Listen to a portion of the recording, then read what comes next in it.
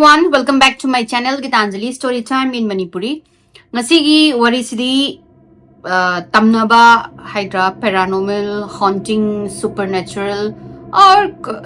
cursed object magi matangi warini. Wari say 2003 that thoki 2003 sida cabin manisana ko nupa malay maze Portland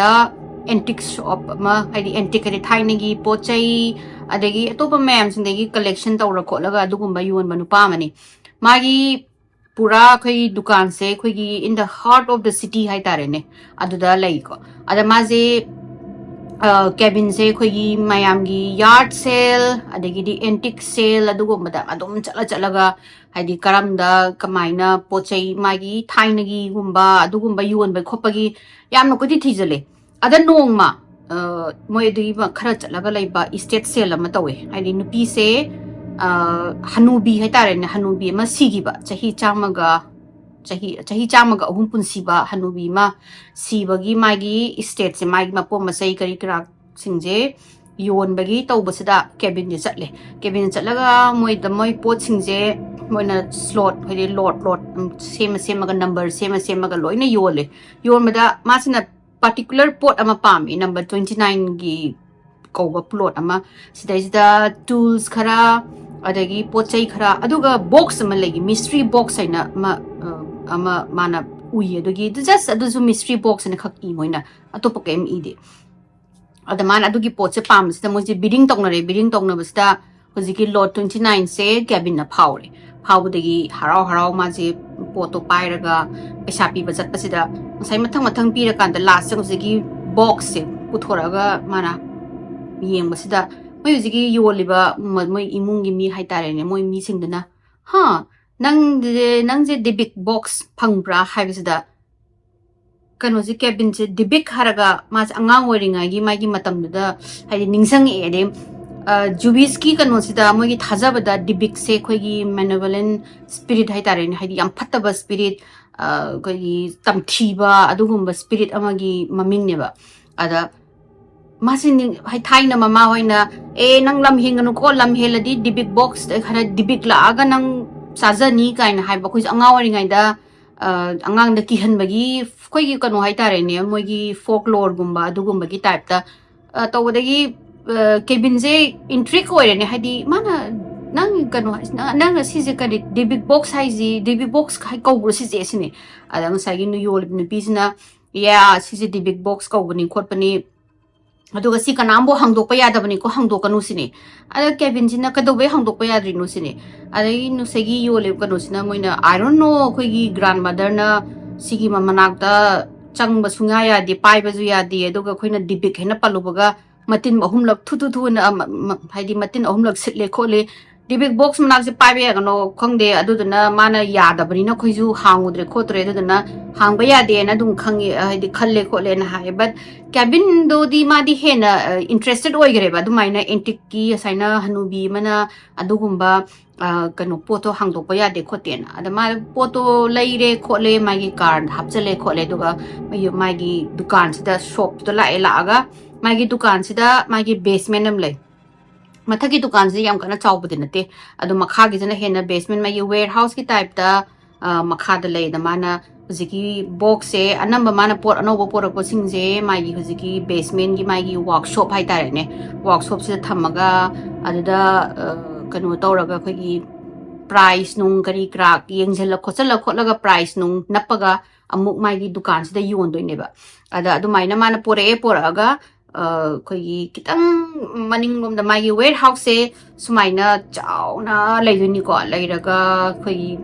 shelf acho ba mayam thamaga rack haitare ne acho ba mayam thamaga sida pochai mayam da thamdoini aduga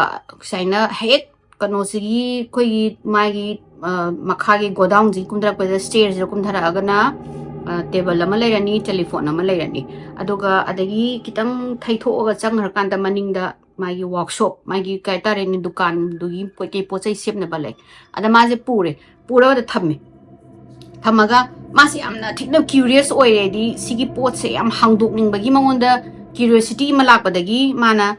ꯐꯝꯃꯝꯃꯒ ꯍꯧꯖꯤꯛꯀꯤ ꯗꯤꯕꯤꯛ ꯕꯣꯛꯁꯁꯦ ꯍꯥꯡꯗꯣꯛꯇꯣꯏꯅꯦ ꯍꯥꯡꯗꯣꯛꯄꯗ ꯑꯍꯥꯟꯕꯗ ꯁꯣ ꯂꯣꯜꯂꯦ ꯑꯗꯨꯒ ꯃꯥꯁꯨ ꯁꯣꯗꯨꯁꯨ ꯂꯧꯍꯧꯗ꯭ꯔꯦ ꯂꯧꯗꯕꯗꯒꯤ ꯃꯥꯁꯤꯅ ꯀꯥꯟꯅꯄꯣꯠꯇꯦꯅ screw driver ꯑꯃ ꯇꯧꯔꯒ ꯍꯧꯖꯤꯛꯀꯤ ꯕꯣꯛꯁꯁꯤꯒꯤ ꯁꯤꯗꯩꯗ ꯁꯨꯃꯥꯏꯅ ꯄꯨꯅꯥ ꯑꯃ ꯐꯥꯏꯀꯣ ꯄꯨꯅꯥ ꯑꯃ ꯐꯥꯕꯁꯤꯗ ꯃꯥꯅ ꯊꯤꯡꯖꯤꯜꯂꯒ ꯁꯨꯃꯥꯏꯅ ꯇꯧꯔꯒ ꯆꯤꯡꯉꯒ ꯀꯩꯅꯣꯁꯦ ꯍꯥꯡꯇꯣꯛꯑꯦ ꯃꯥꯒꯤ ꯁꯣꯗꯣ ꯊꯥꯗꯠꯂꯦ ꯍꯥꯏꯇꯥꯔꯦ ꯁꯣꯗꯨꯁꯨ ꯌꯥꯝ ꯋꯤꯛ ꯑꯣꯏ ꯊꯥꯗꯠꯂꯒ ꯃꯥꯅ ꯁꯨꯃꯥꯏꯅ ꯊꯣꯡ ꯑꯅꯤ ꯄꯥꯜꯂꯦꯀꯣ ꯊꯣꯡ ꯑꯅꯤ ꯁꯨꯃꯥꯏꯅ ꯍꯥꯡꯇꯣꯛꯄꯁꯤꯗ ꯃꯣꯏꯒꯤ ꯃꯦꯀꯥꯅꯤꯀꯦꯜ ꯀꯩꯅꯣ ꯍꯥꯏꯇꯥꯔꯦꯅꯦ ꯊꯣꯡꯁꯦ ꯍꯥꯡꯇꯣꯛꯄꯁꯤꯗ ꯗ꯭ꯔꯣꯋꯔ ꯑꯃꯁꯨ ꯐꯠ ꯂꯥꯎꯅ ꯍꯥꯡꯇꯣꯔꯛꯑꯦ ꯍꯥꯡꯇꯣꯔꯛꯑꯒ ꯍꯥꯏꯗꯤ ꯃꯥꯅ ꯌꯦꯡꯕꯁꯤꯗ ꯍꯧꯖꯤꯛꯀꯤ ꯀꯩꯅꯣꯁꯤꯗ ꯋꯥꯏꯟ ꯕꯣꯛꯁꯁꯨ ꯃꯥꯜꯂꯦ ꯃꯥꯒꯤ ꯍꯧꯖꯤꯛꯀꯤ ꯄꯣꯠꯁꯦ ꯋꯥꯏꯟ ꯕꯣꯛꯁꯁꯨ ꯃꯥꯜꯂꯦ ꯑꯗꯩ ꯍꯥꯏꯅ ꯍꯥꯡꯇꯣꯛꯑꯒ ꯑꯩꯈꯣꯏꯒꯤ ꯀꯩꯅꯣꯁꯦ ꯕꯣꯛꯁꯁꯦ ꯑꯩꯈꯣꯏꯒꯤ 2 ꯏꯟꯆꯤ ꯑꯩꯒꯤ 2 ꯏꯟꯆꯤ 1.5 ꯋꯥꯏꯠ ꯍꯥꯏꯇꯥꯔꯦꯅꯦ ꯑꯗꯨꯃꯥꯏꯅ ꯍꯥꯏꯗꯤ ꯄꯥꯛꯄ ꯁꯥꯡꯕꯁꯦ ꯌꯥꯝꯅ ꯄꯤꯛꯄ ꯌꯥꯝ ꯀꯟꯅ ꯆꯥꯎꯕ ꯅꯠꯇꯦꯀꯣ ꯍꯥꯏꯅ ꯄꯤꯛꯄ ꯄꯣꯠ ꯑꯃꯅꯦ ꯑꯗ ꯃꯥꯅ ꯉꯁꯥꯏꯒꯤ ꯊꯣꯡ ꯑꯅꯤ ꯄꯥꯟꯕꯗꯣ ꯍꯥꯡꯇꯣꯛꯎꯕꯗ ꯗ꯭ꯔꯣꯋꯔꯗꯨꯁꯨ ꯍꯥꯡꯇꯣꯔꯛꯑꯦ ꯗ꯭ꯔꯣꯋꯔꯁꯤꯗ ꯊꯥꯏꯅꯒꯤ ꯄꯦꯅꯤ ꯍꯥꯏꯗꯤ ꯑꯩꯈꯣꯏꯒꯤ ꯑꯅꯥ ꯍꯥꯏꯇꯥꯔꯦꯅꯦꯀꯣ ꯃꯣꯏꯒꯤ ꯃꯅꯤꯄꯨꯔꯤꯗ ꯍꯥꯏꯔꯒꯗꯤ ꯑꯅꯥ ꯄꯦꯅꯤ ꯑꯅꯤ ꯑꯃ ꯌꯥꯎꯔꯝꯃꯦ ꯑꯅꯥ ꯑꯅꯤ ꯑꯃ ꯌꯥꯎꯔꯝꯃꯦ ꯑꯗꯒꯤ ꯁꯝ ꯑꯩꯈꯣꯏꯒꯤ ꯂꯣꯛ ꯑꯣꯐ ꯍꯦꯌꯔ ꯍꯥꯏꯅ ꯁꯝꯒꯤ ꯀꯩꯅꯣ ꯁꯝꯕꯨꯟ ꯑꯃ ꯌꯥꯎꯔꯝꯃꯦ ꯑꯗꯒꯤ ꯀꯦꯟꯗꯜ ꯈꯔ ꯌꯨꯁ ꯀꯦꯟꯗꯜ ꯈꯔ ꯌꯥꯎ ꯂꯩꯔꯝꯃꯦ ꯑꯗꯨꯒ ꯀꯩꯅꯣꯃ ꯑꯩꯈꯣꯏꯒꯤ ꯁ꯭ꯇꯣꯟ ꯑꯃ ꯌꯥꯎꯋꯦ ꯍꯥꯏꯗꯤ ꯀꯩꯅꯣꯃ ꯋꯨꯗꯟꯒꯤ ꯀꯩꯅꯣꯃ ꯄꯣꯠ ꯑꯃ ꯁꯂꯣꯝ ꯊꯥꯕ ꯑꯃ ꯌꯥꯎ ꯂꯩꯔꯝꯃꯦ ꯑꯗ ꯃꯥꯁꯦ ꯉꯥꯏꯍꯥꯛ ꯌꯦꯡꯉꯒ ꯃꯥꯅ ꯑꯁꯤꯒꯤ ꯄꯣꯠꯁꯤꯗꯤ ꯀꯩꯁꯨ ꯍꯥꯏꯗꯤ ꯃꯉꯣꯟꯗ ꯃꯔꯤ ꯂꯩꯅꯕ ꯄꯣꯠ ꯅꯠꯇꯦ ꯃꯦ ꯕꯤ ꯍꯧꯖꯤꯛꯀꯤ ꯑꯍꯟꯗꯨꯅ ꯃꯥꯒꯤ ꯀꯩ ꯍꯥꯏꯇꯥꯔꯦ ꯍꯅꯨꯕꯤꯗꯨꯅ ꯃꯥꯒꯤ ꯀꯔꯤ ꯍꯥꯏꯗꯤ ꯊꯃꯣꯏꯗꯨꯅ ꯄꯥꯝꯃꯨꯕꯒꯤ ꯄꯣꯠꯒꯨꯝꯕ ꯊꯝꯕꯒꯤ ꯄꯣꯠ ꯑꯣꯏꯔꯝꯒꯅꯤ ꯈꯣꯠꯂꯝꯅꯦꯅ ꯈꯜꯂꯝꯃꯒ ꯃꯥꯁꯦ ꯑꯗꯨꯗ ꯑꯗꯨꯝ ꯊꯝꯃꯝꯃꯒ ꯃꯥꯁꯦ ꯑꯗꯨꯝ ꯃꯣꯏ ꯊꯕꯛ ꯇꯧꯔꯦ ꯀꯥꯎꯔꯦ ꯃꯊꯪꯒꯤ ꯅꯣꯡꯉꯥꯟꯕꯁꯤꯗ ꯍꯧꯖꯤꯛꯀꯤ ꯀꯦꯕꯤꯟꯒꯤ ꯃꯥꯒꯤ ꯗꯨꯀꯥꯟꯁꯤꯗ ꯖꯦꯟ ꯀꯧꯕ ꯅꯨꯄꯤ ꯑꯃ ꯊꯕꯛ ꯇꯧꯋꯤ ꯑꯗ ꯑꯌꯨꯛ ꯉꯟꯇꯥ ꯂꯥꯛꯑꯦ ꯍꯥꯏꯗꯤ ꯗꯨꯀꯥꯟꯗꯣ ꯄꯨꯡ 8ꯗ ꯍꯥꯡꯗꯣꯏꯅꯤ ꯄꯨꯡ 8 ꯃꯣꯏ ꯑꯗꯨꯏ ꯃꯃꯥꯡꯗ ꯂꯥꯛꯑꯒ ꯀꯩꯅꯣꯁꯤꯅ ꯀꯦꯕꯤꯟꯁꯤꯅ ꯃꯥꯗꯣ ꯊꯕꯛ ꯑꯃ ꯆꯠꯇꯧ ꯂꯩ ꯃꯥꯗꯣ ꯆꯠꯂꯨꯈꯤꯒꯦ ꯅꯪ ꯍꯥꯡꯗ꯭ꯔꯤꯉꯩꯗ ꯄꯣꯠ ꯆꯩꯁꯤꯡꯁꯦ ꯀꯩꯀꯩ ꯌꯦꯡꯉꯝꯃꯣ ꯍꯥꯏꯔꯒ ꯀꯦꯕꯤꯟ ꯆꯠꯈ꯭ꯔꯦ ꯑꯗ ꯖꯦꯟꯗꯨꯁꯨ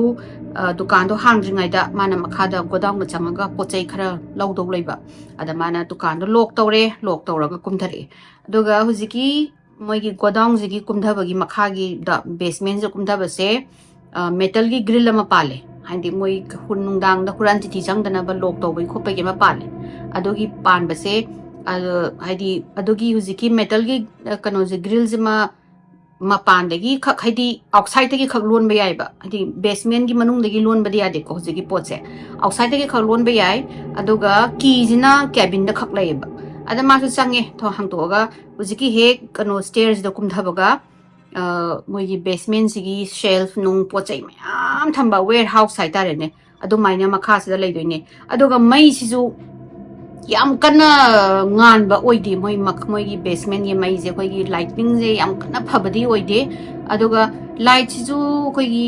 ꯀꯩ ꯍꯥꯏꯇꯥꯔꯦꯅꯦ ꯑꯣꯔꯦꯟꯖꯤ ꯌꯦꯂꯣꯏꯁ ꯂꯥꯏꯠ ꯑꯣꯏꯔꯒ ꯇ꯭ꯌꯨꯕ ꯂꯥꯏꯠꯁꯤꯡ ꯊꯥꯜꯂꯤꯁꯤꯡꯗꯣ ꯑꯗꯣ ꯃꯣꯏꯁꯨ ꯑꯗꯨꯝ ꯆꯪꯕ ꯈꯣꯠꯄꯅꯤꯅ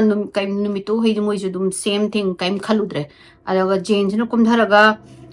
ꯃꯥꯁꯤꯅ ꯄꯣꯠ ꯆꯩꯁꯦ ꯂꯧꯊꯣꯛꯑꯒ ꯁꯦꯜꯐ ꯃꯌꯥꯝꯁꯤꯗꯒꯤ ꯆꯪꯉꯒ ꯂꯧꯊꯣꯛꯑ ꯂꯩꯔꯤꯉꯩꯁꯤꯗ ꯃꯥꯅ ꯍꯥꯏꯅ ꯀꯔꯤꯅꯣꯅ ꯌꯦꯡꯉꯤꯉꯩꯁꯤꯗ ꯁꯨꯝꯆꯤꯠ ꯑꯩꯈꯣꯏꯒꯤ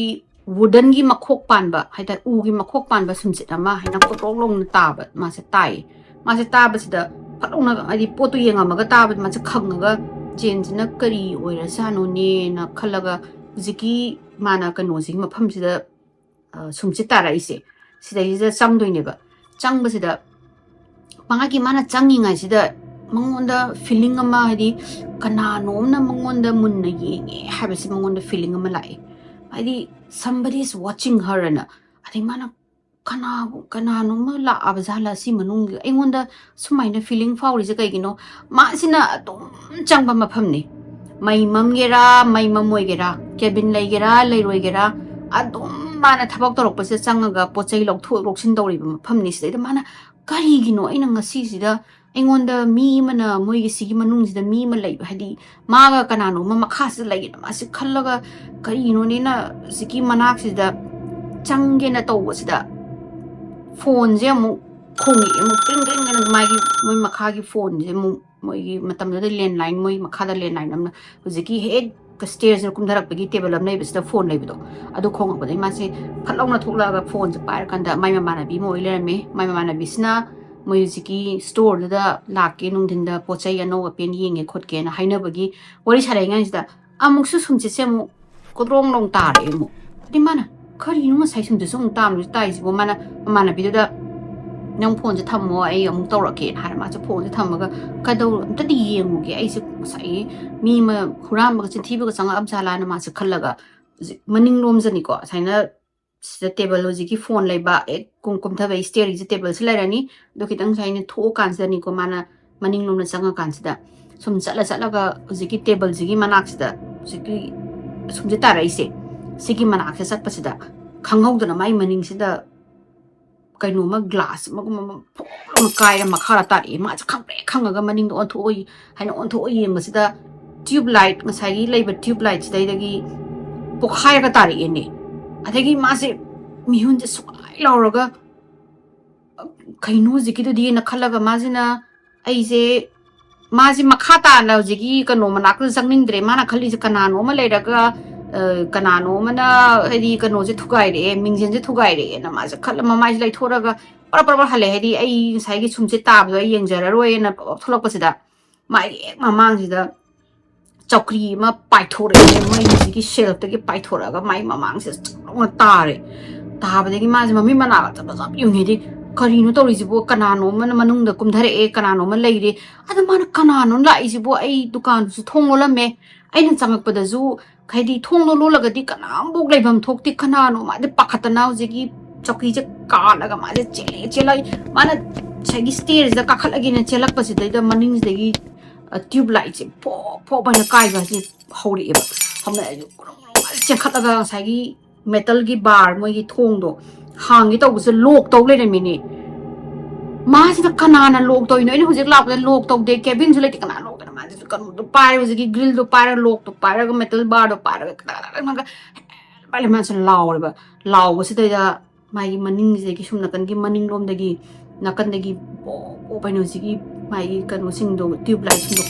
ꯀꯥꯏꯔꯒ ꯂꯥꯛꯄꯅꯤꯗ ꯃꯥꯁꯦ ꯃꯅꯤꯡꯁꯦ ꯑꯣꯟꯊꯣꯛ ꯑꯃꯨꯛ ꯌꯦꯡꯉꯤ ꯃꯃꯥꯡꯗ ꯑꯃꯨꯛ ꯌꯦꯡꯉꯤ ꯃꯅꯤꯡꯗ ꯑꯃꯨꯛ ꯑꯣꯟꯊꯣꯛ ꯌꯦꯡꯉꯤ ꯃꯥꯁꯦ ꯊꯣꯡꯁꯦ ꯊꯤꯜꯂꯒ ꯃꯥꯁꯦ ꯇꯧꯕꯁꯤꯗ ꯎꯄꯥꯏ ꯂꯩꯔꯛꯀꯗ꯭ꯔꯥ ꯃꯥꯅ ꯃꯥꯒꯤ ꯃꯣꯕꯥꯏꯜ ꯐꯣꯟꯁꯦ ꯂꯧꯊꯣꯛꯑꯒ ꯃꯥꯅ ꯐꯣꯟ ꯇꯧꯔꯦ ꯀꯦꯕꯤꯟꯁꯤꯗ ꯃꯥꯅ ꯀꯦꯕꯤꯟ ꯀꯝꯕꯦꯛ ꯇꯧꯕꯗꯒꯤ ꯀꯦꯕꯤꯟꯁꯤꯁꯨ ꯍꯥꯏꯗꯤ ꯑꯣꯜꯃꯣꯁ ꯃꯥꯁꯦ ꯗꯨꯀꯥꯟꯗ ꯌꯧꯔꯛꯇꯣꯔꯦ ꯍꯥꯏꯗꯤ ꯃꯤꯅꯤꯠ 4-5 ꯈꯛꯇꯪꯗꯅꯦ ꯃꯥꯅ ꯀꯩꯗꯧꯔꯒꯦ ꯖꯦꯟ ꯀꯩꯗꯧꯔꯒꯦ ꯁꯤꯅꯤ ꯃꯥꯅ somebody is down in the basement sine kanano ma basement sida laire sidaida chakri lang'e adagidi kano mingjen thuka kano to bulb thuka khole sini amana nang kadai lege nang kai dawrige sini ai basement da lai sini adai thoro da na haijaman ai haraga phone se mut khareba magi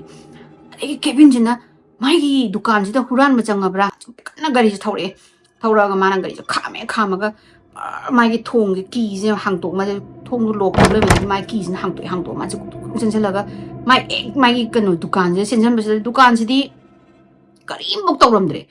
ꯄꯨꯔꯥ ꯁꯥꯏꯂꯦꯟꯠꯇ ꯂꯩꯔꯝꯃꯦ ꯑꯗꯨꯒ ꯄꯣꯠ ꯆꯩ ꯍꯨꯔꯥꯟꯕꯒꯤ ꯊꯨꯒꯥꯏ ꯈꯣꯠꯀꯥꯏꯕꯁꯨ ꯑꯝꯇ ꯂꯩꯔꯝꯗꯦ ꯃꯥꯅ ꯀꯔꯤꯅꯣ ꯖꯦꯟꯅ ꯍꯧꯖꯤꯛ ꯀꯩꯅꯣ ꯍꯥꯏꯗꯤ ꯃꯤ ꯑꯃ ꯂꯩꯌꯦꯅ ꯍꯥꯏꯔꯒ ꯀꯔꯤꯝꯐꯥꯎ ꯃꯥꯏ ꯋꯥꯈꯜꯗꯗꯤ ꯍꯨꯔꯥꯟꯕꯒꯨꯝꯕ ꯆꯪꯒꯗ꯭ꯔꯥ ꯑꯗꯩ ꯀꯦꯕꯤꯟꯁꯤꯅ ꯉꯁꯥꯏꯒꯤ ꯃꯅꯤꯡꯂꯣꯝ ꯆꯦꯟꯁꯤꯜꯂꯒ ꯃꯥꯒꯤ ꯕꯦꯁꯃꯦꯟꯒꯤ ꯆꯪꯕꯁꯤꯗ ꯊꯣꯡꯁꯦ ꯂꯣꯛ ꯇꯧ ꯂꯩꯔꯝꯃꯤ ꯂꯣꯛꯁꯤꯁꯨ ꯃꯣꯏꯒꯤ ꯃꯅꯨꯡꯗ ꯂꯣꯛ ꯇꯧꯕꯤꯗꯨꯅꯤꯀꯣ ꯑꯗꯩ ꯀꯦꯕꯤꯟꯁꯤꯅ ꯑꯩꯅꯗꯤ ꯂꯣꯛ ꯇꯧꯗꯦ ꯀꯅꯥꯅ ꯂꯣꯛ ꯇꯧꯔꯤꯖꯥꯠꯅꯣ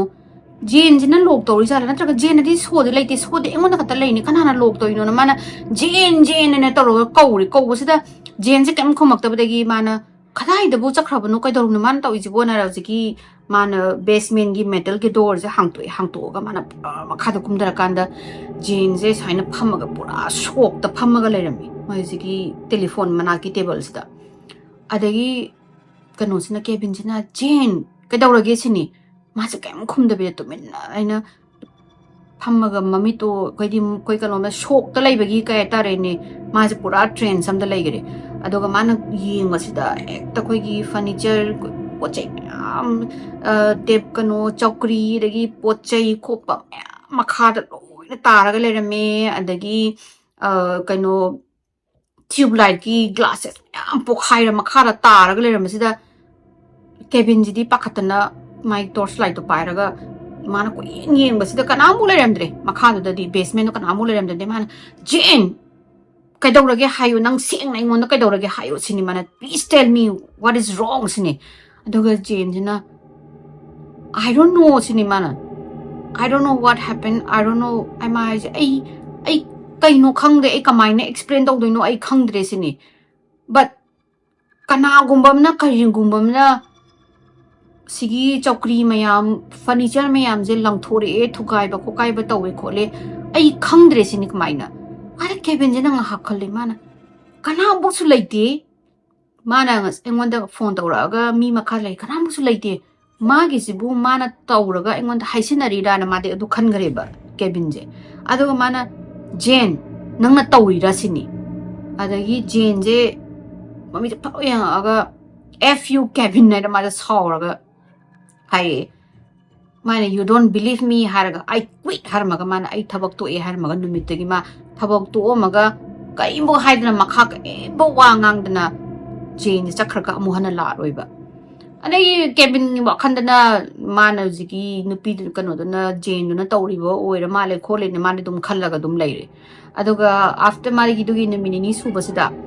Kevin jigi mama se maigi birthday gi Kevin gi maigi dukan se lae laga mama siga Kevin siga kano chaga da lunch chaga da mama sange sanga hek dukan sanga paga Kevin jina mama da ai nangi present ama leire present si ne yemu lao ne mana phajana wrap tawra ma leire me da present se mana mama mang hang to e duga hang to kan da di masai gi box to Dibbuk box se oil leire me adaga mama sina hambe yengada mana Kevin sina kai explain tawdingai da phone ama lai moi dukan sta ada mana mana mom nang atangai ram ko iPhone da pairu gen haraga mama kanos Kevin sina phone je pairing ai sida mama sina ngai gi Dibbuk box se yengada Dibbuk box se mana yengaga hangtok pajani mama sina karino na hangtok ngai gi thong se hangtok paga sai gi drawer do hangtore khotla toraga mangonda ma hek mama sina sigi Dibbuk box se hangtok ka mangonda yamna kaino ma haitarene yamna waba ko yam ki bagi se ma feeling ama ko sense of dread adi feeling ama lakoti ma se choki sa haina phamdayeba phamdaraga yenga leigre ma ma mitse hangtok haidi ma mitse dum fix tawraga sigi Dibbuk box se leigre ko ma mitse haidi hang on thok bangam da ado yeng na ma se stroke tok doini ba massive stroke am tok doini stroke tora ma se tawraga na stroke toringa sida Kevin jina phone da pai pai na ma se udagi mana phone se thamaga ma chinjalaga mana lauraga 911 kaure 911 kauga ngasai gi pandemic mem da laga mama sida kai kai no yeng ba khopa bo hang toringa sida mama sina khalli je doi matam sida macha sida haidi je macha mana haining je asigi Dibbuk box se langthoko ja haining bagi ma ji machin de kai bo stroke tom ni ngang bangam dramina mana Dibbuk box da yenge macha sa yenge Dibbuk box da yenge macha sa yenga ga mami chokoro olaga haidi kaino mamonda haining ba do haidi sijam ta langthoko na haining bagi ada kano sina Kevin sina ubada mama sina tawbase ura ka su nga tangi moment da mama do gi Phattaba doctor da punaba khonaba haina khalingai da ma se dum importance pi dare do mama do doctor da pugre khole moi ambulance ora puraga mama do phare khole har kan ma se dukan se hal kan da mai mai wakhanda sum lai ngai mama do na yam kina uziki Dibbuk box da yengaga haidi Dibbuk box na ni maram je ai stroke to isi haibegi type da mana ko yeng ba khotpa mem do uraga adagi di mai ngai basement da kanu torn pochai mem hundu omba kai di langkhairam ba adagi tube light kairam ba khotlam ba mayam do khalu raga ma se last da ma se mai wakhanda masigi poche ai dukan je thamaroi ge ai yum noi na purage aigi kano sida mai mayungi bag yata maigi kano storage sam lai storage do in tham again mana Dibbuk box se pura lai puraga ziki mayum da truck ta hape hapa mayum da lai la ga mana mai bag yata chalaga storage ta hapsalaga ma se kakhale mayum da chai sing sare kholi nongdangi tummaga mana hing sida mamang doini mang si amna vividly mana mang doini haidi am sing mamangi type ta masina koi courtyard hai tare ne koi lai koi garden man bam da chatli ni nan tong do ni ko chatlaga masina nupi ma ga hanubi ngi ma khut chamaga ma je chatlaga mamang se yamna positive oi ba yam nungai ba mamang oi rame adu nga hak le daga nupi je sum tam na ma khut se sum hai di nan thokhi ba gi masina leng ma hok daga nupi sina sum नानथोखरगा हुजिकी garden हाइदे courtyard सिगी corner सिदा नुपी से मांगिदोइनी मांगरगा माई ममंगसिदा माना कुयेंग हाइदि सगी माइगी ममाना सगी नुपी हनुबीदो थोलकप्रा येंगबसिदा येंगाइसिदगी काचिनसिदगी अखोइगी अमुबी शेडो करी ओइ तौबी तारेने मोइगी माइगी शेडो फिगर ओइन तौबा अमा थोलक्तोइनिको अदुगा मकोकसिदा फी अमुबा उपगा ममाइ साइना नोंधरगा लाक्तोइनि हाइना तम सुम ला मासिना येंगम्मे माना आई ngसाइगी आइगा चमिनरंबा आई इमानबीदो सिपोन मासा फन कुइनि येंगमगा चंगागा मंगोंदगी फिट मंगा अमुक्तंग हायर कांसिदा ममाइजे फक्मai मोखरबोनि बा कनोसिदा केबिनसिदा मम येंखलागा नुपीजी ममाइसे हेक्ता खोइगी अपुम्बा असीबगी ममाइ हाइतारेने खोइगी करी तारे ममाइ के से कोई पूरा पुम्बगी ममिल खसंगांगा मंगोन तरोगा मंगोन पाइसलाउतने पाइसलागा मंगोन माइगी साइ मखुसदा पाइरगा मखुसना कोरो खोटपजाने खोटपजे माजे लाउरगा माजे हौले माइदी ममंग मादो मंगांगना बे टाइप तर मासे मेकअप थोले मे थोलगा मासे त मसागा जे मिहुंगा जे टिक टिक टिक मासे चोंगदोइने कइनु जिकिदोदि आइगी मंगदो कइनु आइबु अमु फो पुंसिदा सुमाइना मंगदरि करी मंगनो आइदो बोना मासे खलगा लैरगा मेकअप थोलकपदगी बारूमदा मासे चंगनिंगिना बारूमदा चंगगा माना बारूम जिगी सिंगसे यौबसदा मागी मिंगजिनसिदा मागी फुरित माजे मोजा फुरि मलेलगा तुमबनिबा माना मिंगजिनसिगी यंगबसा माई मसाइसिदा एकता खोइगी ब्रूस मैम मखुट साइज लैरम्मे खोइगी खुजिन खोटपा मानबा ब्रूस मैम ने माना करिनो आइबु कराइदगी ngसाइ तुममदाइददि सिगी मयामसे अमता लैरमदे कराइदगी लैनो सिबु कराइदे थोक्लाइनो सिनि ai हुजिकी मंगदुगदि ए ओइरोइदा हाइदि माजु ngaktang Dibbuk box तुना ओइगनि खोपनि माजु खलुद्रे ngaktang दि ai हुजिकी मंगदुगदि ओइरोइदा सिदि कोइन्सिडेंस वरमबे ai कशु नते दा माजु खंदोगा मु तुमोरगे माजु फबुंग तुमजम से ममंगजमु ममबा हाइदि मंगबा मु हाइनि नुपीदो मखु सम्मा चलंबा खोलंबा दु मयामदो अदुगा मु कोरो मु खोबे टाइबिंग सम मासे मु मेकअप लो थोगलागा मु करिनो से मंगदो मंगिजि बोना मासे कुदुंग फबुंग दि चोंगथरा मासे बारूमना चेलगा माइ बारूमगी मिंजेनदा माने येंगबसिदा त माइगी मनगंदगी करिदगी खुजिन मरमगा इ असीबा काबा मयाम ब्रूस मै लैरमदगी माना ओ आई मसीगी पोटसिदी कनो ओइरेसिनि माना पूरा फरक ताबा अइना सिगी जे Dibbuk box ओइरमनी मासे खलक्तोइने Dibbuk box Cina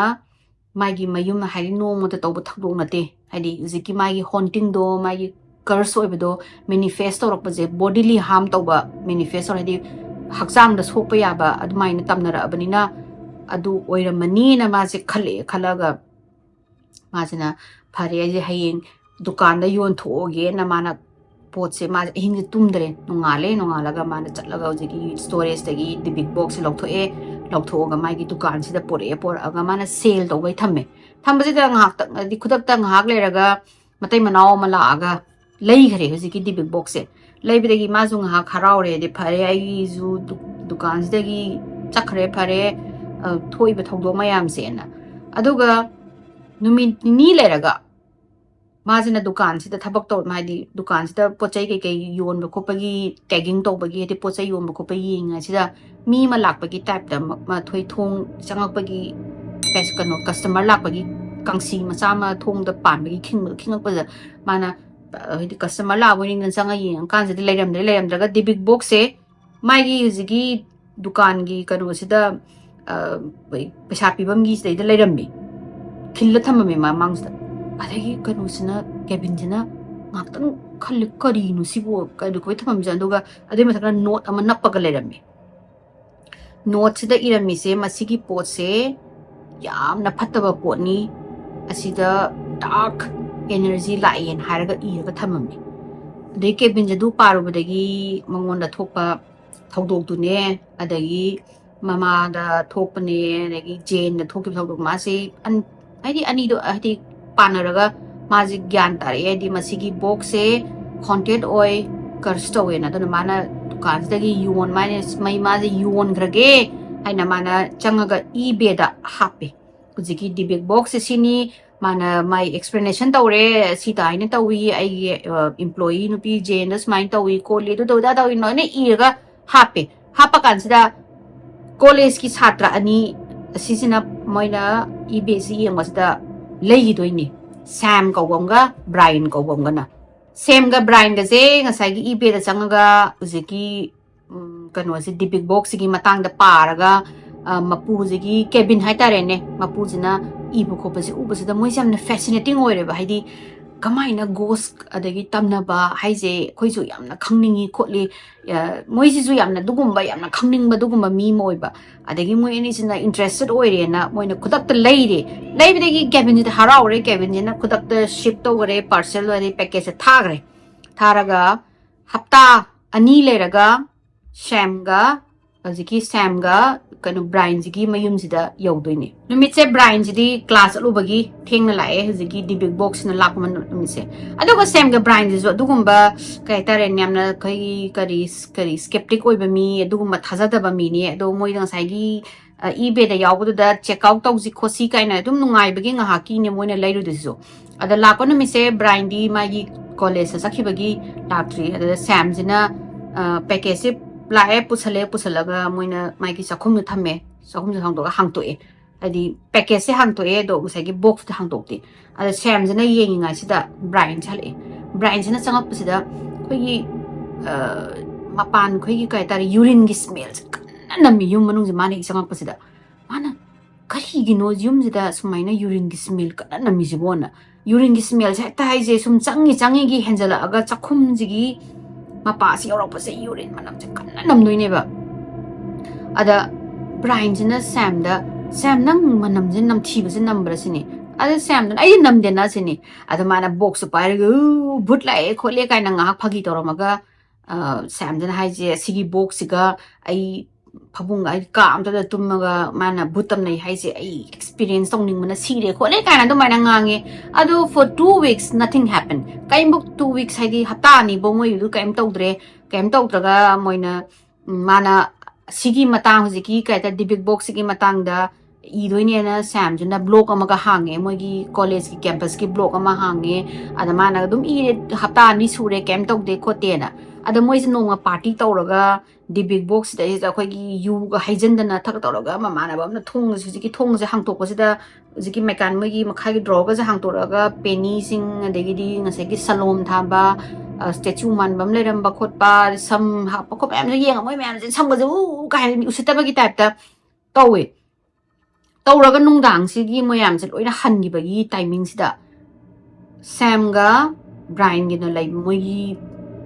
technology sing hai tare ni hai di laptop ke sing je loina ma crash to doi ne ba do gi moina je yu ga haijan dana khotan to nungdang je ado aha ma da moi do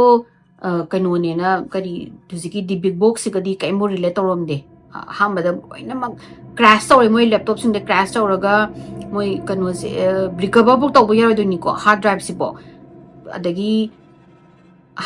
adui matung sida moi gi ghari sing je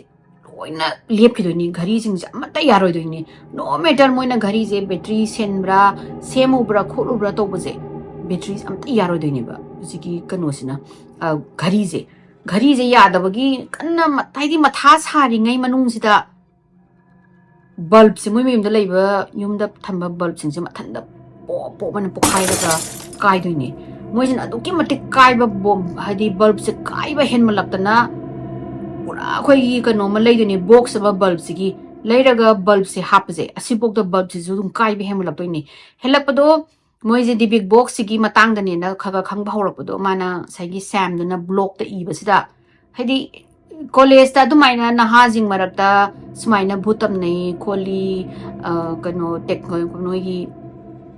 kano yade khote phone yade ghari yade ka hai bijam thina cool oina khalaga moi sunu hai Sam ga brand ga sab nungai ba do ai di mayam naga moi importance ka piraga ei noi gi da doing lai ei experiment kamain to kholi ka hang ba je nungai raga moina Dibbuk box to gi problem je khangoi do ne ba adogi mathang da di kamain to ke no moi gi Xbox moi gi PlayStation ga je mayum da lai ga di tha ba ya da ba adoga mi mayum da puraga na hujiki Xbox tha ba ya ba adugum ma tawri adagi mu mathang da na mu khoi kai tare ji Dibbuk box gi lai ba jaka sida tin mayam khoi insect mi yu ma ga lai do ne ba insect sek ta khoi sing ta gi pai thorak to ni adagi di toilet manung ni kumotagi paithoraktoi adaga mapan khoi tarene ahuba leba jaga singdagi paithoraga ozigi Dibbuk box de swam tawraga leiduine ba leiba do moina do matam da moina khange de Dibbuk box se kanom ni tawri je khangna moina di hundu oiduine ba skadi wari du gi magi block tu gi nuai bagi kanu da leire aduga adugi tha phara pasida Sam je magi masam je loina ken ba hore masam je loina ken gi doini Sam gi kari mo problem leitana adu leitraga basina leiyu matam jida magi mayum mamiti corner sida hanubi magi figure ama adu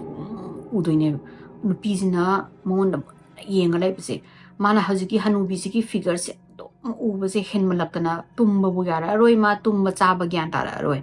aduga mai ka sida Sam jina mai ka se tumba ngamdana Brian gi ka se da changa aga mai phapung je phamdoini ma that was the only place mana safe oina khanjab je Brian jina kanu sina Sam jina aduga mana phamaga leiringa sida phamna Brian gi ka da phamna jo mai gi mami chi gi nakan lom sida hanubi gi figure ama ba ma lepaga mangon do mi yenga lebi se ubudagi ma se hindi su dum da bigi ma sa sok ba horopodagi mana how no matter cam ku loiba oisano ai gi block ki oisano ai asigi box ga di lemi na banga maroyana moina khutakta ebeda hapani yon bagi ziki ebeda Sam ga Brian ga hapasida Jason Kauba khoi gi museum gi director amana mai Missouri ziki Jason ga Sam jo Missouri dani leise asigi dagi do Missouri gi Sam moi ga phamda museum gi director Jason Kauba amana mana ngasagi Sam gi blog se follow tawba adi asigi Dibbuk box na si tawi kholi tawi na tabu mana tawba ziki sale hapasida masina leiraga hadi tam leraga receive tawre hojiki pot se pro mana package po ma se hadi Jason jam excited ore di asi ma sagi Dibbuk box e tamnai kholi curse obe pot ni benevolent du ma se harawra ma se pore pot se poraga mai gari pore mai office se pusala thapaga mana packaging je hangtoga hojiki mai thong do hangtoga drawer do hangtore hanga sagi penny ni do yawlerame adegi salom thaba statue manba ma yawrame adegi sambun masam yawrame adegi di candle ga yawrame ada masi khudak te hangtoga disappoint oire di mai wakhanda he hangtoga tamnai haibnina hekta tamnaba bhut pre ka thola dran khalam do kaim tawdabdegi mana ana mas tang yengamaga ai asi moi hoax oiramani moina wathi bore ngangjalaga ingonda yonjalini na haraga maje hosiki moi office da dum thamjalamaga lairaga moi co worker jingjala hosiki museum gi la co worker moi museum jing moi mi jingna mana sangta si jeng Dibbuk box indu kawai kholi sumaina aina laibani sumaina mi haina kano hanubi edu ui hai ada ui adegi di manifest ui do wari lire ane moi co worker singjana ju moi ju moina haise sidi yam phaina asidi yamna cool oiba story mem puthorne khola me hara moi su kaim tawdamina khandre adegi Jason jina magi black light tawraga musiki khad kai yawi khot ke na ko yeng masida hojiki box kanu se box pura wax aidi mayam na khoi ma am tairaga lerame ade mana khali je sikanu gum kai gumba ritual gumba ma akoi lai khoramba gumba ritual gumba amda soidana season ramdong male de khanga ga su kaim tawdre na mana khallaga thammi duga nongalaga lakpasida nongan bai thabak hor matam sida moigi usiki pura computer system je loina ma crash tawdoine ba kanu sigi Jason sigi my co worker ko loina ma computer mem je loina crash tawrani adai moi IT gi mi ko re IT gi mi la aga moi na IT gi mi na hai je noi je kamaina crash soi no khangdre khotre noi posai mangi sin di recover to yam warani kholni habidagi moi su kai kari no na gyan tadre adogi amung nungan basna mo ekta moi gi bulbs loina ma po mai mathanda pung sa akairaba adagi moi jingjina amuk same sagi kanu brand lebi type ta moi ju mai khoi pura khoi box ama leiraga hapaga kai bi pokhai bi mathanda mai ju pokhaira ka mai jingje mak bulb su dai pokhai lebi leidoini adogi hek nungan basna ꯃꯥꯒꯤ ꯂꯩꯕ ꯀꯣ-ꯋꯥꯀꯔꯁꯤꯡꯁꯦ ꯂꯣꯏꯅꯃꯛ ꯑꯅꯝꯕꯅ ꯂꯣꯏꯅ ꯅꯥꯔꯒ office ꯑꯝꯗ ꯂꯥꯛꯄ ꯉꯝꯃꯣꯏꯗꯣꯏꯅꯤ ꯑꯗꯩ ꯃꯣꯏ ꯀꯣ-ꯋꯥꯀꯔꯁꯤꯡꯁꯤꯅ ꯖꯦꯁꯟꯗ ꯅꯪꯅ ꯍꯧꯖꯤꯛꯀꯤ ꯗꯤꯕꯤꯛ ꯕꯣꯛꯁ ꯅꯪꯅ ꯍꯥꯏꯗꯣ ꯀꯔꯁ ꯇꯧꯕ ꯄꯣꯠꯅꯤ ꯈꯣꯠꯄꯅꯤ ꯅꯪꯅ ꯍꯥꯏꯕꯗꯣ ꯑꯁꯤꯁꯦ ꯂꯥꯛꯄꯗꯩꯅꯤ ꯑꯩꯈꯣꯏꯒꯤ ꯀꯝꯄ꯭ꯌꯨꯇꯔ ꯂꯣꯏꯅ ꯀ꯭ꯔꯥꯁ ꯇꯧꯔꯤꯕ ꯑꯗꯒꯤꯗꯤ ꯃꯩꯒꯤ ꯀꯩꯅꯣꯁꯤꯡꯁꯦ ꯇꯧꯔꯤꯁꯦ ꯈꯣꯠꯂꯤꯁꯦ ꯁꯤꯁꯤꯅ just get rid of it ꯍꯥꯏꯅꯗꯤ ꯁꯤꯁꯦ ꯍꯨꯟꯗꯣꯛꯄ꯭ꯔꯥ ꯅꯪ ꯀꯗꯥꯏꯗꯅꯣꯃ ꯅꯪ ꯌꯣꯟꯊꯣꯛꯀꯦꯔꯥ ꯀꯩꯅꯣ ꯇꯧꯔꯣ ꯁꯤꯅꯤ ꯑꯗꯩ ꯖꯦꯁꯟꯁꯤꯁꯨ ꯈꯜꯂꯦ ꯉꯥꯏꯍꯥꯛ ꯃꯥꯅ ꯑꯣꯏꯔꯝꯕꯁꯨ ꯌꯥꯏ ꯈꯣꯠꯂꯤ ꯑꯗꯨꯃꯥꯏꯅ ꯃꯌꯥꯝꯅ ꯍꯥꯏꯕꯗꯣ ꯆꯨꯝꯃ ꯃꯥꯜꯂꯦꯅ ꯃꯥꯅ ꯐꯔꯦ ꯑꯗꯨꯗꯤ ꯑꯩꯁꯦ ꯑꯣꯐꯤꯁꯇꯒꯤ ꯄꯨꯊꯣꯛꯑꯒꯦꯅ ꯃꯥꯅ ꯌꯣꯝꯁꯜꯂꯦ ꯈꯣꯠꯆꯜꯂꯒ ꯖꯦꯁꯟꯁꯤꯅ ꯑꯣꯐꯤꯁ ꯂꯣꯏꯔꯛꯄꯁꯤꯗ ꯄꯨꯔꯒ ꯃꯥꯒꯤ ꯇ꯭ꯔꯛꯇ ꯍꯥꯞꯄꯦ ꯃꯥꯒꯤ ꯒꯥꯔꯤꯗ ꯍꯥꯞꯄꯦ ꯍꯥꯞꯄꯒ ꯃꯌꯨꯝꯗ ꯂꯥꯛꯑꯦ ꯑꯗꯣ ꯃꯥꯅ ꯃꯌꯨꯝꯗꯗꯤ ꯄꯨꯁꯟꯅꯤꯡꯗꯦꯗꯅ ꯉꯁꯥꯏꯒꯤ ꯇꯝꯅꯕ ꯑꯗꯨ ꯀꯔꯁ ꯇꯧꯋꯤ ꯑꯗꯨ ꯇꯧꯋꯤ ꯑꯗꯥ ꯇꯧꯋꯤ ꯇꯧꯕꯅꯤ ꯃꯥꯅ ꯄꯨꯁꯟꯅꯤꯡꯗ꯭ꯔꯦꯅ ꯒꯥꯔꯤꯗꯗꯤ ꯑꯗꯨꯝ ꯊꯝꯃꯝꯃꯦ ꯃꯥꯒꯤ ꯉꯁꯥꯏꯒꯤ ꯒꯥꯔꯤ ꯃꯅꯨꯡꯁꯤꯗ ꯑꯗꯨꯝ ꯐꯥꯖꯤꯜꯂ ꯊꯝꯃꯝꯃꯦ ꯃꯥꯁꯦ ꯃꯌꯨꯝ ꯆꯪꯉꯛꯑꯦ ꯈꯣꯠꯂꯦ ꯃꯥꯒꯤ ꯅꯨꯄꯤ ꯀꯩꯅꯣ ꯇꯧꯔꯦ ꯃꯣꯏ ꯗꯤꯟꯅꯔ ꯆꯥꯗꯅ ꯈꯣꯠꯇꯅ ꯇꯨꯝꯕꯒꯤ ꯇꯥꯏꯃꯤꯡꯁꯦ ꯃꯥꯁꯦ ꯇꯨꯝꯃꯒ ꯑꯍꯤꯡꯁꯤꯗ suddenly ꯖꯦꯁꯟꯁꯦ ꯃꯦꯀꯞ ꯊꯣꯛꯂꯛꯇꯣꯏꯅꯤ ꯃꯦꯀꯞ ꯊꯣꯛꯂꯛꯑꯒ ꯃꯥꯁꯦ ꯂꯦꯡꯕ ꯌꯥꯗ꯭ꯔꯦ ꯃꯁꯥꯁꯦ ꯑꯝꯇ ꯂꯦꯡꯕ ꯌꯥꯗ꯭ꯔ ꯃꯥꯅ ꯍꯥꯏꯗꯤ ꯃꯈꯨꯠꯁꯦ ꯂꯦꯡꯅꯕ ꯃꯁꯥꯁꯦ ꯀꯟꯅ ꯍꯣꯠꯅꯕꯁꯦ ꯂꯦꯡꯕ ꯌꯥꯗ꯭ꯔꯦ ꯃꯥꯁꯦ ꯀꯔꯤꯅꯣ ꯑꯩꯁꯦ ꯂꯦꯡꯕ ꯌꯥꯗ꯭ꯔꯦꯅ ꯀꯟꯅ ꯇꯧꯔꯤꯉꯩꯁꯤꯗ ꯑꯩꯈꯣꯏꯒꯤ ꯐꯨꯠ ꯁ꯭ꯇꯦꯞꯀꯤ ꯃꯈꯣꯟ ꯇꯥꯔꯛꯇꯣꯏꯅꯤꯀꯣ ꯃꯣꯏꯒꯤ ꯁ꯭ꯇꯦꯔ ꯃꯣꯏ ꯃꯌꯨꯝꯁꯤꯒꯤ ꯃꯣꯏ ꯀꯥꯁꯤꯅ ꯐꯥꯔꯁ ꯐ꯭ꯂꯣꯔꯗ ꯂꯩꯕ ꯒ꯭ꯔꯥꯎꯟ ꯐ꯭ꯂꯣꯔꯗꯅ ꯃꯣꯏꯒꯤ ꯂꯤꯚꯤꯡ ꯔꯨꯝ ꯀꯤꯠꯆꯟ ꯀꯩꯀꯩ ꯂꯩꯔꯒ ꯃꯣꯏꯒꯤ ꯐꯨꯠ ꯁ꯭ꯇꯦꯞꯁꯤꯗ ꯁ꯭ꯇꯦꯔꯁꯤꯗ ꯐꯨꯠ ꯁ꯭ꯇꯦꯞ ꯑꯃ ꯑꯩꯈꯣꯏꯒꯤ ꯀꯥꯈꯠꯂꯛꯄꯒꯤ ꯈꯣꯡꯒꯨꯟ ꯃꯈꯣꯟ ꯀꯣꯛ ꯀꯣꯛ ꯇꯧꯕꯁꯨ ꯁꯨꯝ ꯇꯥꯔꯦ ꯑꯗꯩ ꯃꯥꯅ ꯃꯥꯏ ꯃꯌꯨꯝꯁꯤꯗ ꯀꯅꯥꯅ ꯍꯨꯔꯥꯟꯕꯒ ꯆꯪꯉꯛꯑꯕ꯭ꯔꯥ ꯀꯔꯤꯅꯣ ꯇꯧꯔꯤꯁꯤꯗꯤ ꯃꯥꯁꯦ ꯃꯤꯍꯨꯟꯒ ꯇꯤꯡ ꯇꯤꯡ ꯇꯤꯡ ꯇꯤꯡ ꯆꯣꯡꯉ ꯃꯥꯁꯦ ꯉꯥꯏꯔꯦ ꯀꯔꯤꯅꯣ ꯁꯤꯕꯨ ꯑꯣꯏꯅ ꯁꯨꯝ ꯀꯥꯈꯠꯂꯛꯑꯦ ꯑꯗꯒꯤ ꯃꯥꯁꯤꯅ ꯃꯃꯤꯠꯁꯤꯅ ꯁꯥꯏꯅ ꯃꯥꯗꯤ ꯍꯤꯞꯄꯒ ꯂꯦꯡ ꯌꯥꯗ꯭ꯔꯕꯅꯤꯀꯣ ꯃꯥꯅ ꯂꯦꯡꯉ ꯃꯥꯅ ꯃꯃꯤꯠꯁꯤꯅ ꯍꯥꯏꯐꯦꯠꯇꯪ ꯀꯅꯥꯅꯣ ꯃꯥꯒꯤ ꯀꯥꯁꯤꯁꯨ ꯊꯣꯡ ꯍꯥꯡꯇꯣꯛꯑ ꯊꯝꯕ ꯇꯨꯝꯕꯒꯤ ꯍꯥꯏꯗꯤ ꯃꯆꯥꯅ ꯁꯨꯝ ꯅꯥꯀꯟꯒꯤ ꯑꯣꯄꯣꯖꯤꯠ ꯀꯥꯗ ꯇꯨꯝꯕꯅꯤꯅ ꯃꯥ ꯊꯣꯡ ꯊꯝꯕꯁꯤꯅ ꯀꯔꯤꯅꯣ ꯂꯥꯛꯏꯁꯤꯕꯨ ꯈꯣꯠꯂꯤꯁꯤꯕꯨ ꯃꯥꯅ ꯃꯃꯤꯠꯀꯁꯦ ꯐꯥꯛꯇꯣꯛꯑꯒ ꯌꯦꯡꯉ ꯂꯩꯔꯤꯁꯦ ꯃꯥꯒꯤ ꯀꯥꯔꯣꯝꯗ ꯆꯪꯉꯛꯏꯅꯤ ꯍꯧꯖꯤꯛꯀꯤ ꯀꯩꯅꯣꯁꯦ ꯄꯣꯠꯁꯦ ꯃꯈꯣꯟ ꯇꯥꯔꯤꯁꯦ ꯀꯣꯛ ꯑꯅ ꯁꯨꯝ ꯆꯪꯉꯛꯇꯣꯏꯅꯤ ꯆꯪꯉꯛꯑꯒ ꯃꯥꯒꯤ ꯀꯥꯗ ꯆꯪꯉꯛꯑ ꯅꯨꯄꯤꯁꯦ ꯍꯅꯨꯕꯤ ꯑꯃꯒꯤ ꯐꯤꯒꯔ ꯑꯗꯨꯒ ꯁꯣꯜꯁꯤꯅ ꯃꯀꯣꯛꯁꯦ ꯂꯣꯏꯅ ꯈꯨꯝꯖꯤꯟꯗꯣꯏꯅꯤ ꯃꯃꯥꯏꯁꯤꯅ ꯅꯣꯟꯊꯕꯅꯤꯅ ꯃꯥꯁꯦ ꯎꯗ꯭ꯔꯦ ꯅꯨꯄꯤꯗꯣ ꯃꯥꯒꯤ ꯀꯩꯅꯣꯗ ꯍꯥꯏꯗꯤ ꯃꯃꯥꯏꯗꯤ ꯎꯗ꯭ꯔꯦ ꯁꯨꯝ ꯇꯞꯅ ꯁ꯭ꯔꯣ ꯇꯧꯔ ꯁꯨꯝ ꯆꯪꯉꯛꯇꯣꯏꯅꯤ ꯆꯪꯉꯒ ꯍꯦꯛꯇ ꯖꯦꯁꯟꯁꯤꯗꯤ ꯁꯨꯝ ꯅꯥꯀꯟꯗ ꯃꯤꯍꯨꯟꯒꯁꯦ ꯇꯤꯡ ꯇꯤꯡ ꯇꯤꯡ ꯇꯤꯡ ꯇꯤꯡ ꯇꯤꯡ ꯇꯤꯡ ꯆꯣꯡꯉꯒ ꯃꯥꯁꯦ ꯀꯔꯤꯅꯣꯅꯦ ꯇꯧꯔꯤꯁꯤꯕꯣꯅ ꯃꯥꯗꯤ ꯂꯦꯡꯕꯒ ꯑꯁ ꯂꯦꯡꯅꯕ ꯀꯟꯅ ꯍꯣꯠꯅꯩ ꯃꯁꯥꯁꯦ ꯂꯦꯡꯕ ꯁꯨꯡꯌꯥ ꯌꯥꯗꯦ ꯑꯗꯨꯒ ꯑꯩꯅ ꯅꯨꯄꯤꯁꯨ ꯆꯪꯉꯒ ꯃꯥꯒꯤ ꯐꯕꯨꯡꯁꯤꯒꯤ ꯈꯣꯡꯌꯥꯁꯤꯗ ꯂꯦꯞꯄꯒ ꯖꯦꯁꯟꯁꯤꯅ ꯃꯃꯤꯠꯁꯦ ꯃꯥꯅ ꯀꯩꯅꯣ ꯇꯧꯗꯣꯏꯁꯤ ꯀꯅꯥꯅꯣ ꯁꯤꯕꯨ ꯑꯣꯏꯅ ꯑꯗꯨꯒ ꯃꯥꯒꯤ ꯀꯥꯁꯤꯁꯨ ꯃꯃꯤꯠꯁꯦ ꯍꯥꯏꯗꯤ ꯃꯥꯅ ꯇꯨꯝꯃꯤꯁꯤꯁꯨ ꯑꯩꯈꯣꯏꯒꯤ ꯁ꯭ꯇ꯭ꯔꯤꯠ ꯂꯥꯏꯠꯇꯒꯤ ꯃꯀꯥꯟ ꯆꯪꯉꯛꯄꯒꯤ ꯐꯖꯅ ꯎꯔꯤꯅꯤꯀꯣ ꯐꯤꯒꯔꯁꯦ ꯁꯣꯂꯤꯠ ꯐꯤꯒꯔꯅꯤ ꯃꯥꯅ ꯎꯔꯤꯁꯦ ꯑꯗꯨꯒ ꯇꯧꯔꯒ ꯃꯃꯥꯏꯁꯦ ꯍꯥꯏꯅꯣ ꯊꯝꯕꯗꯤ ꯃꯃꯥꯏꯁꯦ ꯄꯥꯛꯅ ꯌꯦꯡꯈꯠꯂꯒ ꯃꯉꯣꯟꯗ ꯄꯥꯏꯁꯜꯂꯛꯑꯒ ꯃꯃꯤꯠꯁꯤꯗ ꯃꯥꯒꯤ ꯈꯨꯖꯤꯟꯁꯤꯅ ꯆꯥꯛ ꯊꯤꯜꯂꯒ ꯈꯨꯖꯤꯟꯁꯤꯅ ꯀꯣꯔꯣ ꯑꯃꯨꯛ ꯈꯣꯠꯄꯖꯥꯠꯅꯤ ꯈꯣꯠꯄ ꯖꯦꯁꯟꯁꯦ ꯌꯥꯝꯅ ꯂꯥꯎꯔꯒ ꯃꯥꯁꯦ ꯃꯤꯀꯞ ꯊꯣꯛꯂꯛꯇꯣꯏꯅꯤ ꯃꯤꯀꯞ ꯊꯣꯛꯂꯛꯄꯁꯤꯗ ꯃꯥꯁꯦ ꯂꯕ ꯆꯣꯡꯉꯦ ꯃꯥꯏ ꯅꯨꯄꯤꯁꯤꯅ ꯖꯦꯁꯟ ꯍꯥꯏꯅ ꯍꯧꯗꯣꯛꯑꯦ ꯖꯦꯁꯟ what happened ꯍꯥꯏꯅ ꯍꯧꯔꯒ ꯃꯥꯁꯤꯅ ꯃꯥꯁꯦ ꯁꯣꯛꯑ ꯇꯞꯄꯦ ꯍꯣꯜꯂꯒ oh my god ꯑꯩꯁꯦ ꯅꯥꯏꯠꯃꯦꯌꯔ ꯑꯣꯏꯔ ꯃꯥꯜꯂꯦ oh my god ꯑꯅ ꯃꯥꯁꯦ ꯇꯧꯔꯒ ꯈꯥꯡꯉꯦ ꯃꯥꯏ ꯅꯨꯄꯤꯁꯤꯅ ꯀꯩꯗꯧꯔꯒꯦ ꯖꯦꯁꯟ ꯅꯪ ꯑꯗꯨ ꯌꯥꯝ ꯂꯥꯎꯔ ꯅꯪꯗꯣꯏꯗꯣ ꯃꯥꯅ ꯑꯁ ꯃꯪ ꯑꯣꯏꯔ ꯃꯥꯜꯂꯦ ꯑꯗꯣ ꯑꯁ ꯀꯩꯅꯣ ꯑꯩ ꯍꯧꯖꯤꯛꯀꯤ ꯃꯪꯗꯣ vividly ꯑꯩ ꯍꯧꯖꯤꯛ ꯑꯁꯦꯡꯕ ꯃꯪ ꯃꯥꯜꯂꯤꯅꯦ ꯃꯪ ꯁꯨꯃꯥꯟꯅꯦ ꯀꯩꯅꯣ ꯑꯩ ꯄꯨꯟꯁꯤꯗ ꯁꯨꯃꯥꯏꯅ ꯇꯧꯗ꯭ꯔꯤ ꯈꯣꯠꯇ꯭ꯔꯤꯅ ꯃꯥꯁꯦ ꯑꯗꯩ ꯃꯤꯍꯨꯡꯒꯁꯦ ꯁ꯭ꯋꯥꯏꯗ ꯃꯩ ꯍꯣꯒ ꯇꯞꯄꯦ ꯍꯣꯜꯂꯒ ꯇꯧꯋꯦ ꯃꯥꯏ ꯅꯨꯄꯤꯁꯤꯅ calm down ꯑꯣꯏꯅ ꯏꯁꯤꯡ ꯒ꯭ꯂꯥꯁ ꯑꯃ ꯄꯤꯔꯦ ꯃꯥꯅ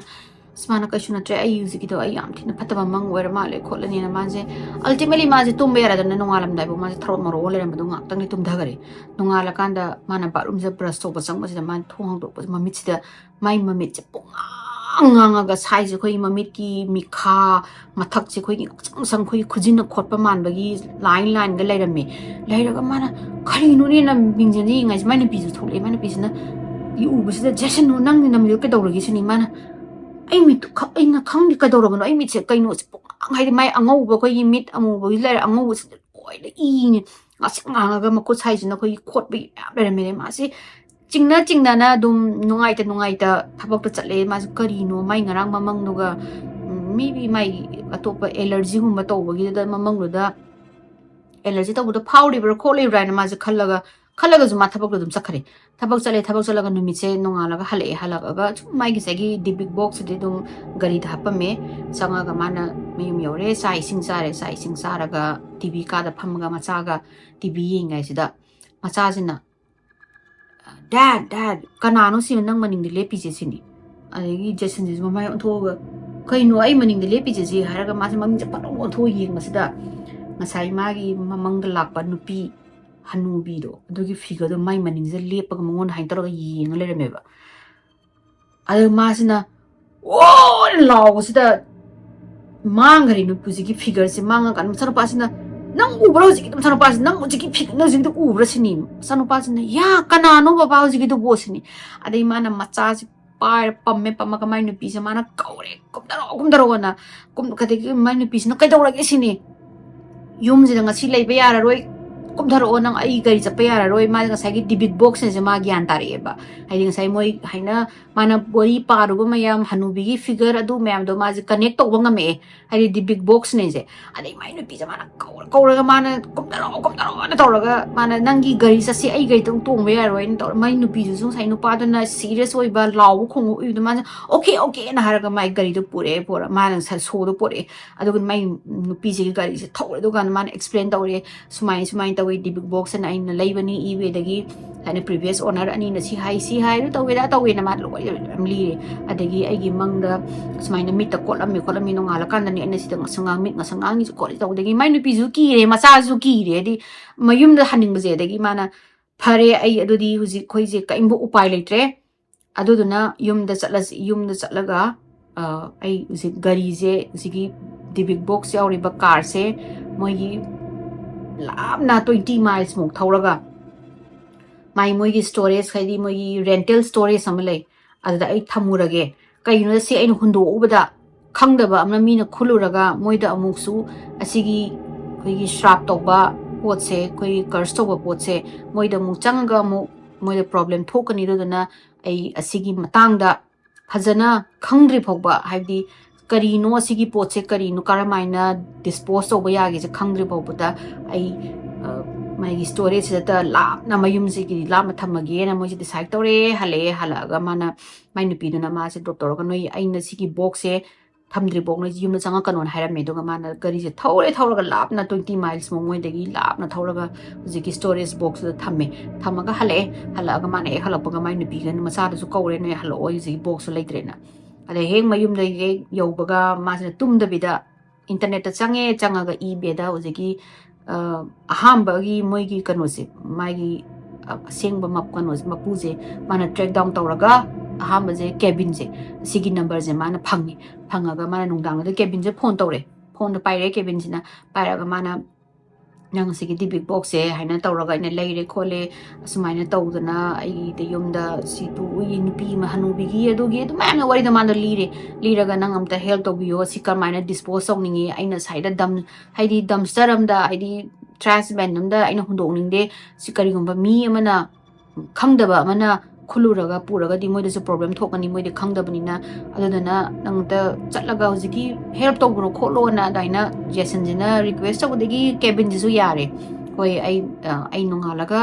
man ai help to ga nongalaga ina leiruba mafam ru chatlaga ai hangurage na ai next morning cabin jila ai la ga hojiki mana leiruba mafam dogi estate dogi mayum da changa kanda mana thongje thilla kanda nupi im thokle nupi je Sophie kawu nupi je tholaga mana ma'am aina smaina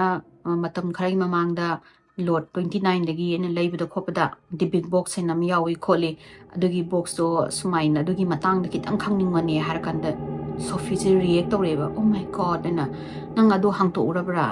aina di haipini koi gi family gi mi jeng da du yon gnu khot kano na haipini moina ai ta daba adugi box noi hangba yadam ne hangurabra sini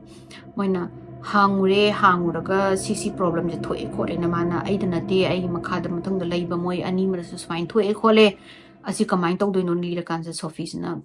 chang on haraga mana adugi Dibbuk box se kari no as mana wari lirak do ni office na hairai se moina world war gi 2 gi timing sida matam da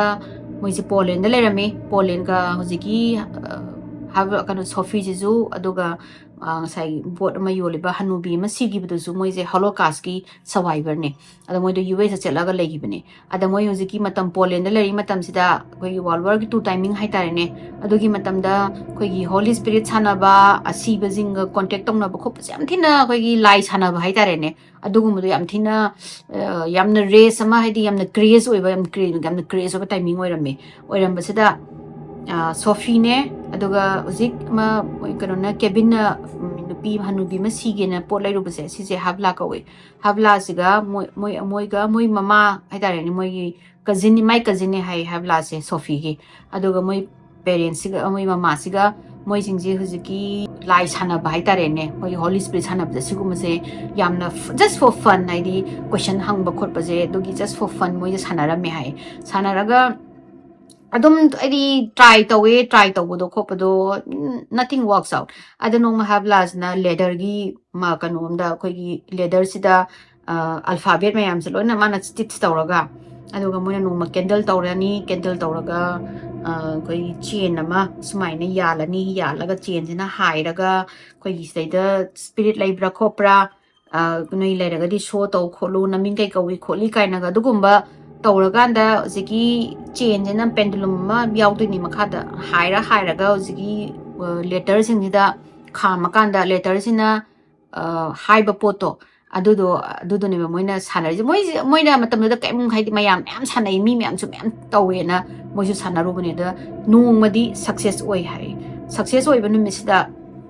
Hansan now Ziki, change in a release me in a dum. Tabzani ada moi sai sanaramba moi marise zai kano Sophie gi mamane habla